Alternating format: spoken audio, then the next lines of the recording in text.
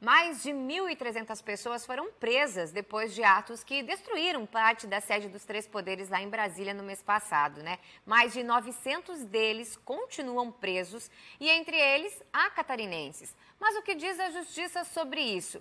É o assunto da nossa entrevista agora com o advogado Eduardo Herculano, que vai nos ajudar a entender um pouco essa situação. Boa tarde, Eduardo, como vai? Boa tarde, Grazi, tudo bem? Prazer.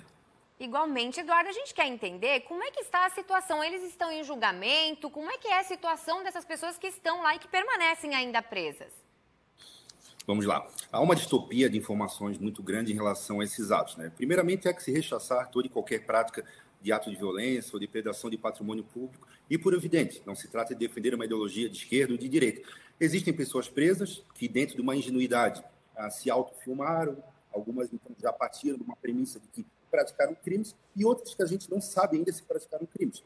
E dentro do Estado de Direito, do devido processo legal, a gente precisa analisar se essas prisões foram legais e se a manutenção dessas prisões elas podem ser perpetuadas. E como é que eles fazem para fazer essa análise? É possível que eles consigam analisar através de câmeras, dos vídeos de vídeo monitoramento? Como é que vai ser essa análise para que o julgamento possa ser justo para todas as pessoas?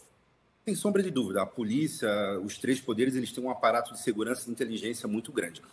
Eu me perfilho aqui a questão técnica dessas prisões. Uma prisão preventiva, sobretudo, a que foi decretada e que nesse momento se opera, ela só é legítima se ela for extremamente necessária a fim de resguardar eventuais riscos para a tutela do processo. Ou seja, a prisão dessas pessoas tem que se demonstrar extremamente necessária para que elas coloquem em risco o processo. A maioria das pessoas são faixa etárias de 50 anos, sem antecedentes criminais, ou seja, elas não colocam em risco o processo.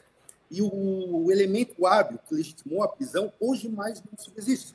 Então, a princípio, e me permito aqui emitir uma opinião clara, essas prisões hoje já estão exacerbando uma certa ilegalidade. Sem contar que um crime pressupõe o quê? Uma individualização de conduta. A gente precisa entender pelo que essas pessoas praticaram, não colocá-las todas dentro de um contexto criminoso, sem individualizar a conduta de cada uma delas. Muito bem, ou seja, cada caso é um caso. Doutor, muito obrigada Exato. pelos esclarecimentos, viu? Uma boa tarde. Boa tarde, obrigado.